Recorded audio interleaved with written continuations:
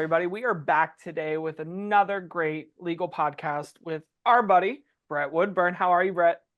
Hey, Nick, how are you? Hi, I'm Heather. good. Hi, how are you?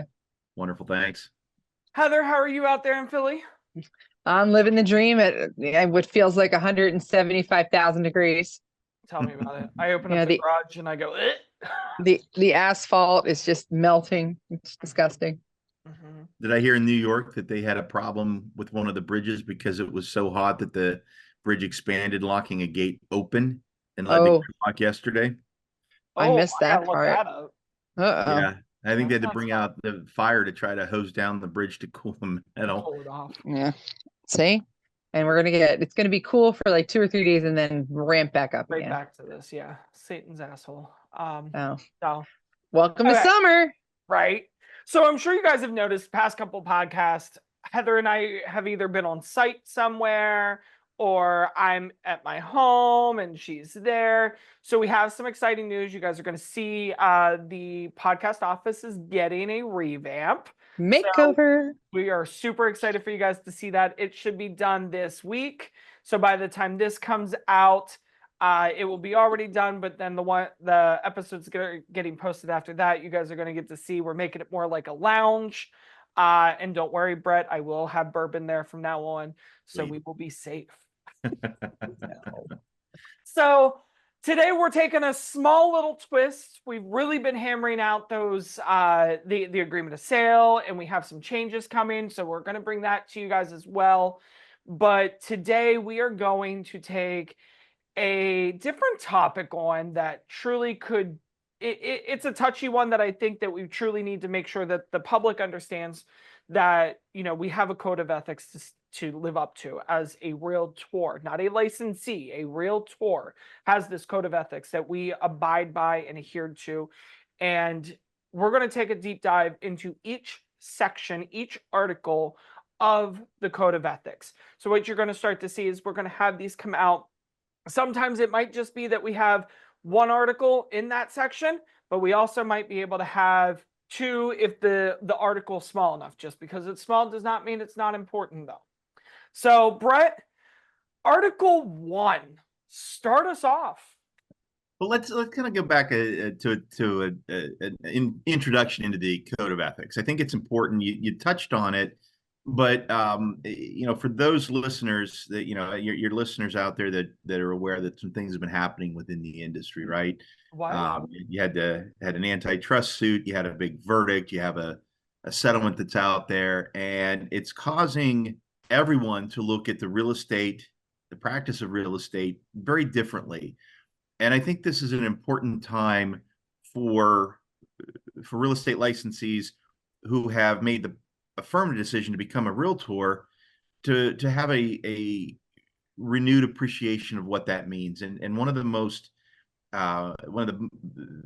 biggest distinction, I think, one of the most poignant distinctions between a licensee and a realtor is the code of ethics, like you mentioned early on. And it is the affirmative choice of members of the association to hold themselves to a higher standard.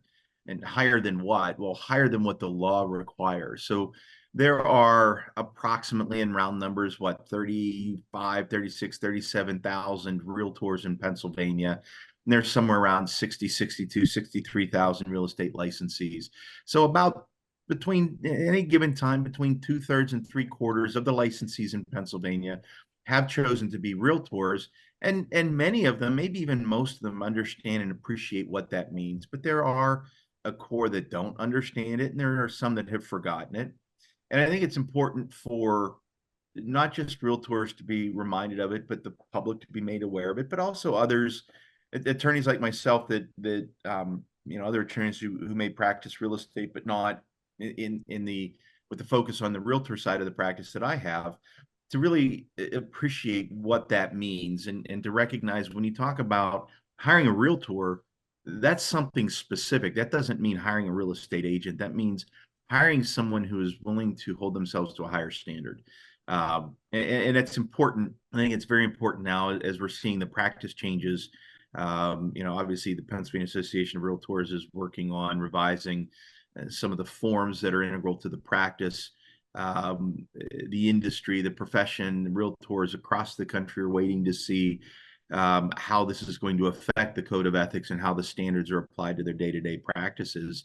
And I think the other key aspect that I'm going to talk about, not just today, but other times we talk about this, is the practice changes, the rule changes.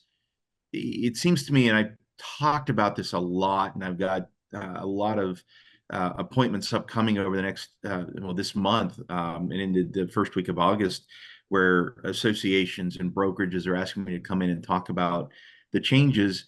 And realtors have slipped into talking about these changes as being changes in the law or changes in practice. And I want to remind everybody, these are MLS rules, right? These rule impacts are affecting the MLS.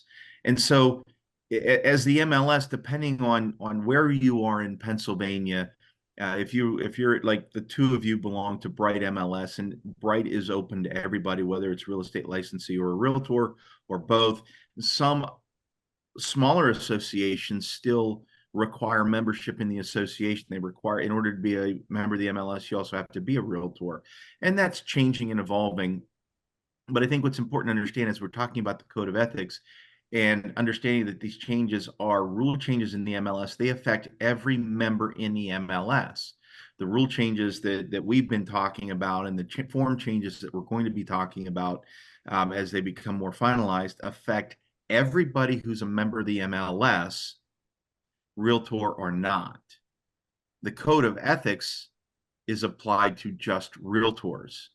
And it's an important distinction because when we talk about how practice, and I think it's a great opportunity for realtors to further distinguish themselves from their competitors who aren't realtors or maybe who don't ascribe to the same or value the code of ethics to the same extent that many realtors do. It's not just practice changes that are here to enhance the experience that consumers have and provide accelerated and elevated services to consumers. But on top of that, that applies to everybody. On top of that, as realtors, we have a higher standard even than this. And I think that that's important because that brings added value to the transaction. Why do you want to take time to hire a realtor? Because they're going to do more for me than just a real estate licensee. And if they don't attain that higher standard, then we have metrics in place to hold them accountable. And you should be held accountable, because if you're not held accountable, then you're devaluing the code of ethics and something that separates you. So, with that, Heather, you almost look like you have something you want to say. You just No, I mean, no, it's absolutely 110% spot on. And a lot of people don't understand that realtors, yes, we have our state rules and regulations, but we have these additional, which actually sometimes better identifies, what we should and should not do. So yeah, I'd agree with that fully. Yeah. And you take that pledge, you take that pledge. And I think it's also key to point out that a realtor can be brought up on these charges by a real estate agent, a licensed real estate agent too. Mm-hmm. So don't just think because it's real estate agent to realtor that, we don't have to be held accountable. We constantly wear this badge of our code of ethics all the time. It's also something that a client can bring up against you. A client or the consumer. To client, customer, consumer. That. Yeah, absolutely. And the other thing that I want to point out is this doesn't turn off. They don't turn off. You can be held accountable for something you do in a bar one night if it breaks the code of ethics. And particularly Article 10, right? When we get to that one. Now, in the that's the interesting one. And for the members of the public that are cynical about, oh yeah, well, what does it mean that you're going to bring a claim against realtors and you're going to go in front of other realtors? How's that going to work out?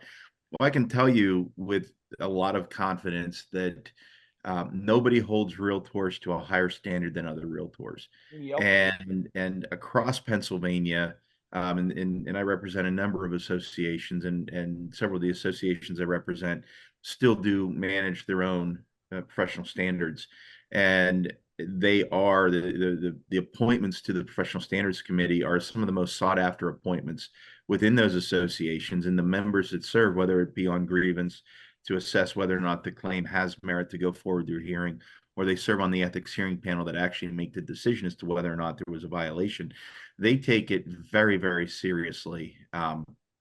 And they analyze it, and it's one of the most enjoyable aspects of my job as counsel to an association, because every time, whether it's an ethics hearing or a grievance committee call, um, I learn a little bit more about how realtors look at transaction, how they look at their competitors, how they look at the requirements of the code. I mean, I had a grievance call earlier this week, and it was one that was expected to probably take about 10 or 15 minutes, and it lasted about an hour, because the members of the committee really, they started out thinking it was really pretty straightforward on its face, but as they began talking about it more and more, all of a sudden the onion layer started to peel off. And one of the interesting things that the public probably doesn't know and doesn't appreciate is the grievance committee and the ethics hearing panels actually have the authority to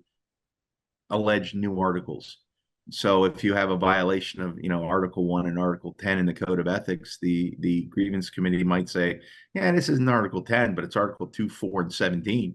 And I've had in my experience one instance where in the middle of the hearing, one of the members of the ethics hearing panel called for an executive session, requested an executive session, and we went into the executive session, and the question was, can we raise another article in the middle of this hearing? Yep. Yes, you can. And absolutely they can. And we brought it up. And of course, the answer was to the respondent, you have a choice. We can go forward today on the new claim, or you can request and we will reschedule it within the next, 30, 45 days.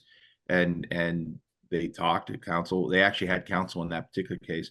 Then they came back and they rescheduled it. And interestingly enough, in that particular scenario, once all of the evidence came out, they found that there was not a violation of the article that they raised in the middle of the hearing. But that to me demonstrates how the process works and how complex it is, and how serious other realtors take their responsibility to oversee the implementation and adherence to the Code of Ethics. So it really does make a difference. Yeah. And I mean, understand the Article 1 as it stands, just so those who don't have it in front of them, it states, when representing a buyer, seller, landlord, tenant, or other client as an agent, realtors pledge themselves to protect and promote the interests of their client. This obligation to the client is primary, but does not relieve realtors of their obligation to treat all parties honestly. When serving a buyer, seller, landlord, tenant, or other party in a non-agency capacity, realtors remain obligated to treat all parties honestly. That's very vague. I mean, honestly, that's very wide open. I mean, it is one of the important distinctions I want to make, or important observations in the language. I'm glad you read it, because it comes up. Article 1 it's number 1 for a reason, right? It's the honesty, it's the obligation of honesty. But that 4-letter F word isn't in there anywhere, and there's no requirement to be fair. And many times I've heard that argument, well, it wasn't fair, and well, too bad. I've heard you say this a lot. Yeah, we're here to be honest, and it is important. And you're right, Heather. It is. I would change the word vague to far sweeping. Okay, I like that better. Yeah, it's not really vague. It's only vague if you don't understand what it is to be honest. Okay. And yes, we can start the over/under count. What does it mean to be honest? It depends. There's a lot of different levels of honesty. There's the affirmative obligation to say something. There's the and are you dishonest if you don't say something? And that's where you get into the nuance of it. But it's far sweeping, because if you are a realtor in a real estate transaction in any capacity, then the language here is serving somebody.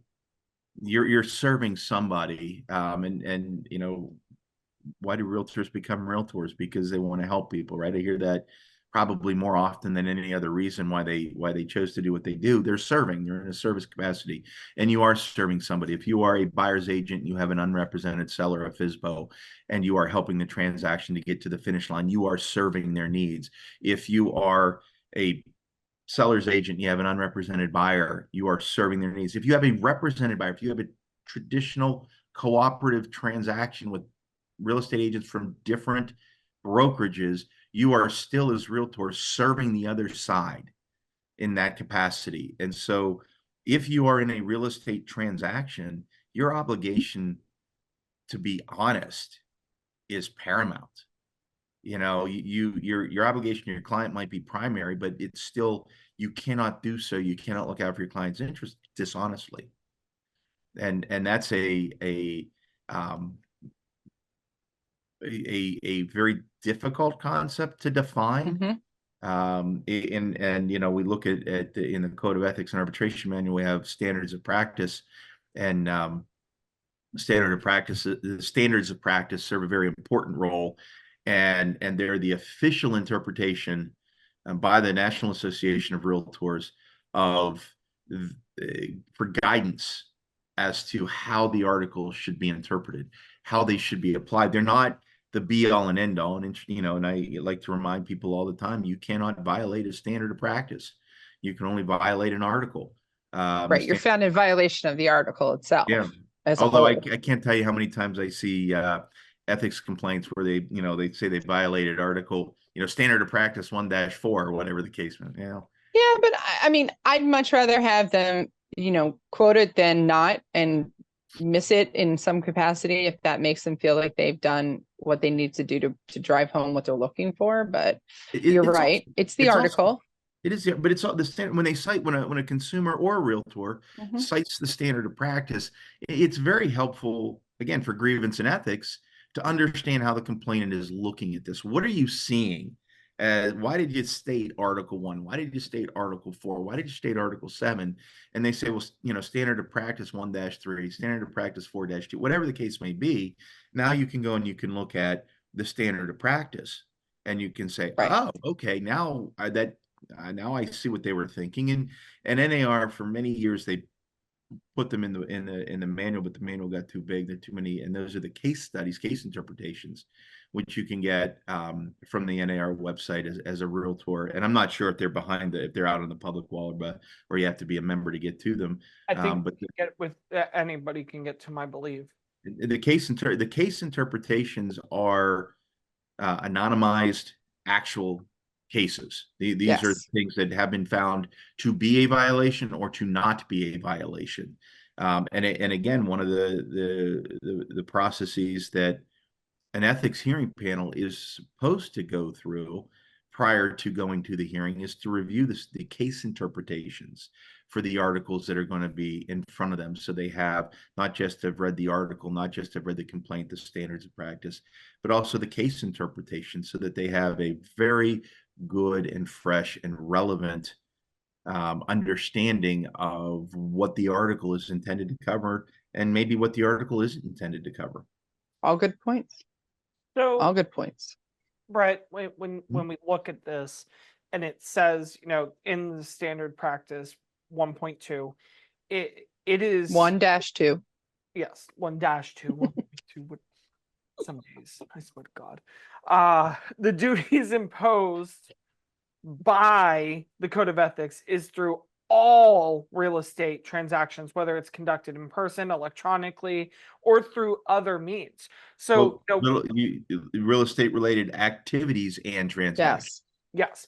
So when we look at that, that's me making a post on Facebook. That's me putting something in the newspaper. That's me putting out a flyer. That's me doing anything at all. I mean, that's me discussing with you at the bar what it is. Like, you go into an event, you go into a Monte Carlo night, you going to a CLE or CE event, you going to the home show, hosting your display, your vendor site at the home show. If it's a real estate related activity, the conversations in the bar, I'm gonna give you tick number 2. That depends a little bit more on what's going on. If we're just sitting down and having a having a cocktail or a bourbon, or just talking about generically what's going on, then maybe not. But if we're in there talking business, sometimes you do, people do a lot of business sitting in a tavern. And then, yeah, it absolutely can happen, or you can say something. The important, we're not digging into Article 10 today. That is the one article that specifically applies to realtors 24/7, 365, So when you're dealing go with ahead. discrimination. Yeah, and that's a good one. One of my most favorite was probably the last one that they added on as a standard of practice. 10-5. It's a 1-16. Oh, you mean Article 1? Yeah, of Article 1. So one of my favorite ones that they had added, which wasn't until I think like 2012, somewhere around in Pennsylvania, that was towards Yeah, the 2012. like the Yeah, middle it of the says like the adopted 112. upswing. Does it? Okay. Is something that we all have run into, which is access to a property without permission. And by reading the article itself, when you read Article 1, you would not necessarily link giving access to a property with that. Yeah. True. So that's why standards of practice are extremely helpful when something like that takes place, and people have an issue and an agent access the property, or it's not necessarily even an agent, or gives access to somebody else to access the property who didn't have permission. Yep. And that's an example of one of the things where when you read the article, it doesn't necessarily fit the same as that situation, but lo and behold, reading the standards of practice, there it is. Mhm. Yeah. And that practice, I'm glad that practice in and of itself of giving someone access to a property Or use. That's or another use. thing. Don't be swimming in the pool just because it's hot out. Yes, I there got has written been approval. more than one real estate agent has been caught on unknown security cameras in a hot tub for things more than just relaxing. And pretty sure that the seller didn't approve of that. But the other part is under terms and conditions, other than those authorized by the owner or seller. Mm-hmm. I've seen many occasions where listing agents have not met their obligations under Article 1 by establishing the rules. You have a situation where you have an FHA loan and you need to have certain repairs done, and you've got the seller says, I'm not doing anything, and the buyer says, well, I'll do them, and the seller says, okay, and they need to get in and they need to swap out this GFCI or this, that, or the other thing, and they need to make some. And so the buyer's agent says to the listing agent, hey, is it all right if my clients go in on next Tuesday? Absolutely, they can go in next Tuesday and do the repairs. And while they're in there, they happen to see, hey, we're buying the house. Hey, we're doing some this and that and the other thing needed to be painted outside. We've got some leftover paint. Let's paint this god awful colored wall while we're in here, and we got the paint out. Mm-mm. And all or this, let's rip up the carpets. right? And we're here doing it, so why not? And all of it. Now the seller is aggravated or pissed, and maybe rightfully so. Certainly if they ripped up the carpets, but particularly, and in that situation, the most prolific jurist of all time, Mr. Murphy, comes into play, Counselor Murphy in Murphy's Law. When you do work on someone else's home, you will not get the mortgage, and the transaction falls apart. And of course, what does the listing agent, the seller yells at the listing agent, and the listing agent takes umbrage and yells at the buyer's agent. And the question that I have to ask is, well, listing agent, what terms did you say? Well, the buyer agent went in there with, the buyer let the buyer agent in there without anyone supervising them or overseeing them. And they should have been there. Well, wait a minute. Why should the buyer's agent have been there? It's not the buyer's agent's listing, it's your listing. Why weren't you there looking out after your seller's property? Well, it's their buyer. Well, what did you put in the agreement when they said we're going to go do the work? What rules did you establish? Did you say they have to have somebody there? Does it have to be a licensee? Can it be an unlicensed person? Is it the buyer's side? Is it your side? If it's the buyer's side, are they really looking out for the seller's interest? Or are they picking up a paintbrush or yanking up a corner carpet to help them out? So, and it's not, to your point, Heather, it's not necessarily the buyer's agent that's always Mm-hmm.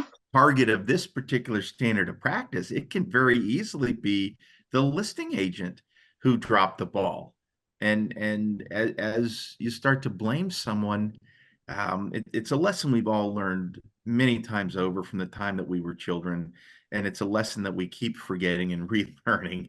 And that is, before we blame somebody else, do we need to look, or should we not look to our own behavior first to figure out, did we contribute to this? Did we cause it?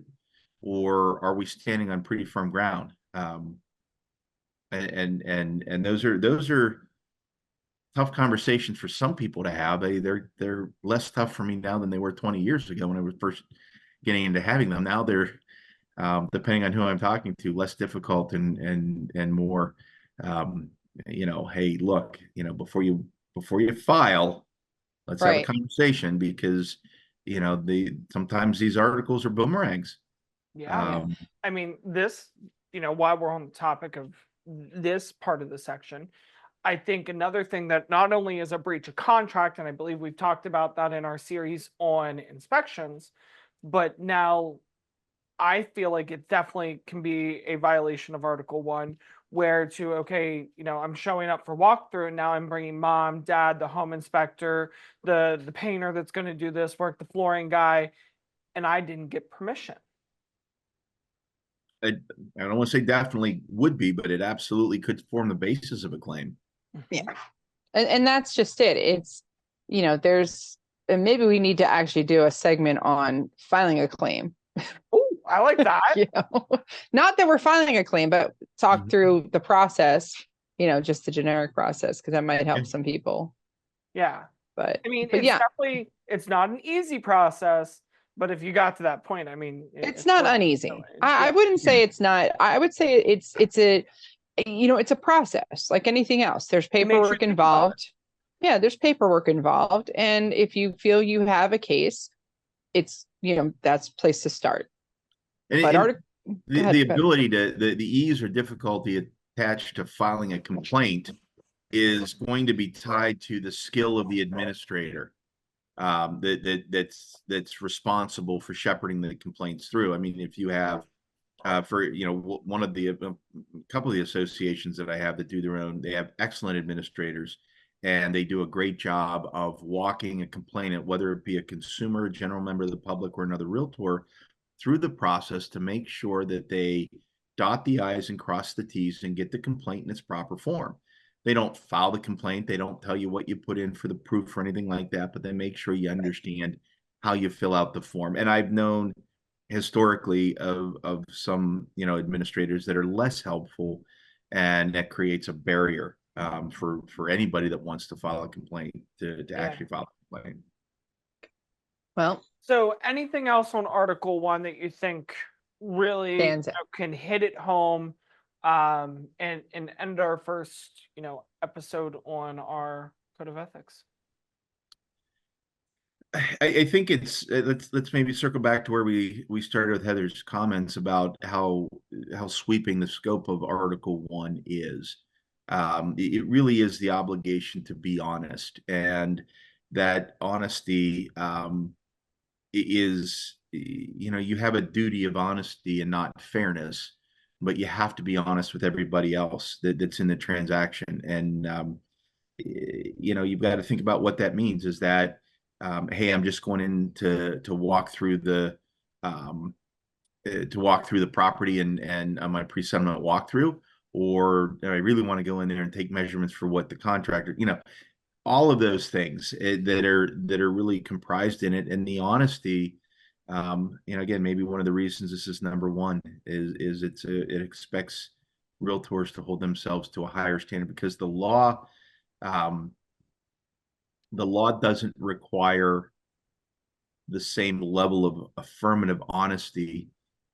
It does prohibit dishonesty, but there's a difference between saying there's a violation for being dishonest and affirmative requirement to be honest. And that's a different standard. And as realtors, you're choosing to give up some rights and some freedoms that you have as a non-realtor to hold yourself to the more stringent task of what the code requires. Yeah. That's a good spot to end. That's a good one.